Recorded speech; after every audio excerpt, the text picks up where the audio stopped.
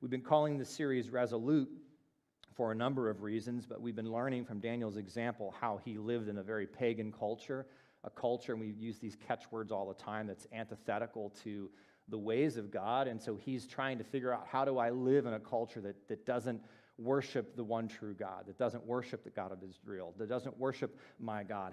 How does that work? And so he's trying to figure that out, and he's doing a very good job of it. And so we're learning ourselves, as we look at Daniel's example, how can we live in Babylon? Because we too live in a Babylon culture that is very antithetical to the things of God.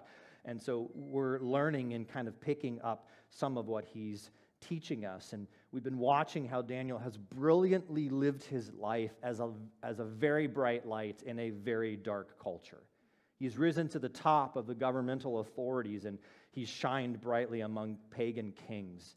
And all along throughout Daniel's life, he has displayed the light of uncommon hope in an increasingly dark world. And this is what God is calling us to do, to bring in hope, to bring in light to an increasingly dark world.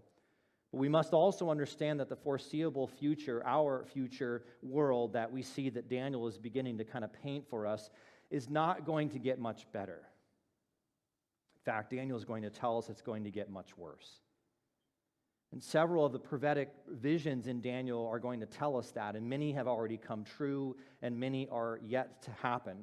Remember, we're using these two words, near and far, to help us understand some of these prophetic portions of Scripture, that some have to do with the near things that happened immediately or within couple of hundred years after Daniel was telling these things, and so they're near, but they also are prophetic to deal with things that are in the future, far, things that have even yet to happen even in our day. And so many people, I think, want to kind of think that the world is gradually progressing towards some type of utopia, and right now that's not happening.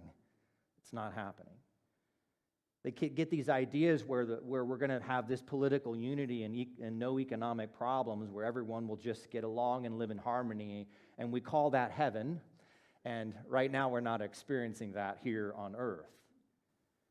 But this is not the direction where Daniel is telling us that things are going. In fact, Jesus himself tells us this or tells us this at the same time. And I want to throw out a bit of a disclaimer at first. This sermon and this passage of Scripture are going to again leave us with this feeling of distress. And I feel like I've got to talk about the bad news in order to get to the good news. And so we're going to be kind of addressing both of them.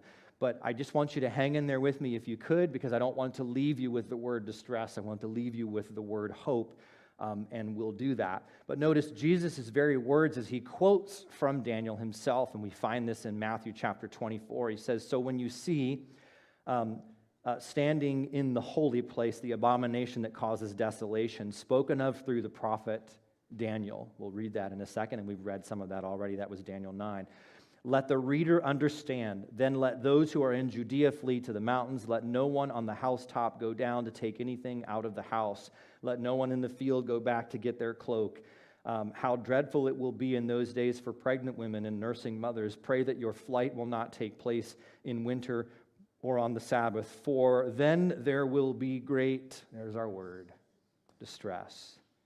When I read that this week, that was the word that directed me and kind of where we were going.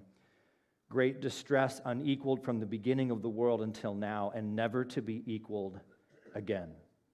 Jesus himself says there is coming a day when things are not going to be too comfortable. But this doesn't mean that we hunker down in our concrete gymnasium and just in fear and distress and despair. What it means is that we hang on to hope because we know how the story ends, right? We have the rest of the story laid out for us in Scripture.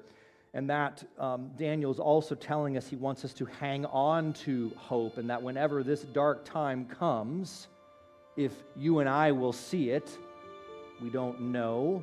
But whenever this dark times comes, that according to Daniel and Jesus, this is all a part of God's plan.